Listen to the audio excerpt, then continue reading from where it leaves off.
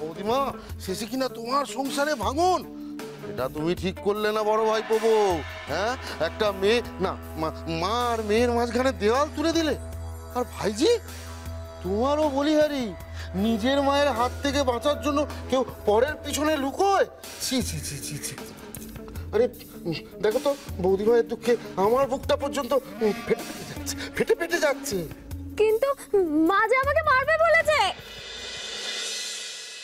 না রূপসী, তোমাকে কেউ মারবে না। আসলে কি জানো তো, তুমি অত বুদ্ধিমতী নয় তো, তাই বাইরের জগৎটা কি সেটা তুমি বুঝতে পারোনি। আর সেটার জন্যই সেই সুযোগটা নিয়েছে এই অসভ্য লোকেরা। এরপর থেকে এরকম মানুষগুলোকে ভালো করে চিনে রাখবে। আর এই যে,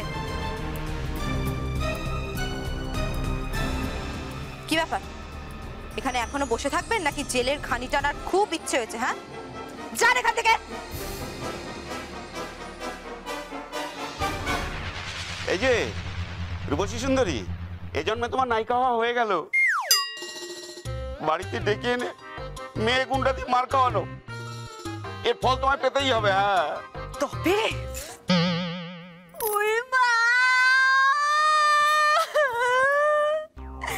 আমার হিরোইন হওয়ার স্বপ্ন তো স্বপ্নই রয়ে গেল গো। এই সুখেরিকা কই নেই, সুনেগা কই নেই, সুনেগা। কেন ওর পেছনে লুকোচ্ছিলিস? হ্যাঁ, যা লুকো। তো কি রে, লুকো। কি রে, যা লুকো। হ্যাঁ,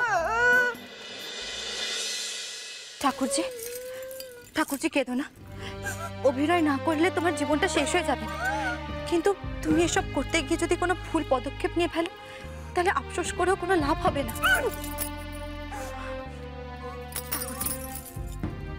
ঠাকুরজি, তুমি ঠাকুরকে ধন্যবাদ জানাও যে এবারের মতো তুমি বেঁচে গেছো। নেকা রে নেকা, কাটা ঘায়ে তুমি নুনে ছিটে দিচ্ছ। হ্যাঁ, এই যে মেয়ে, দেখ দেখ, এ নাকি তোর আপন, আমরা তো সব পথ। দেখ দেখ। আরে আহা, মা, এবার আমি সব বুঝে গেছি। কে? পুরো পরিষ্কার হয়ে গেছে ব্যাপারটা। এই বড় বৌদিটা না বক পাঠিয়েছে জানো, এগুলো সব ওর প্ল্যান। আমি একটা করে হিরোইন হয়ে যাব, সেটাও সহ্য হলো না। ওই জন্য না ওই সব করেছে, ওই করেছে। তুমি কি অকৃতজ্ঞ গো রূপু দিদি? তোমাকে বড় বৌদি ওই বদমাশ লোকটার হাত থেকে বাঁচালো, আর তুমি কি না? এই গলা নিচু, গলা নিচু, মানে মুখ আমি একবার বন্ধ করে দেবো। নেকা রে নেকা, এই যে বড় লোকে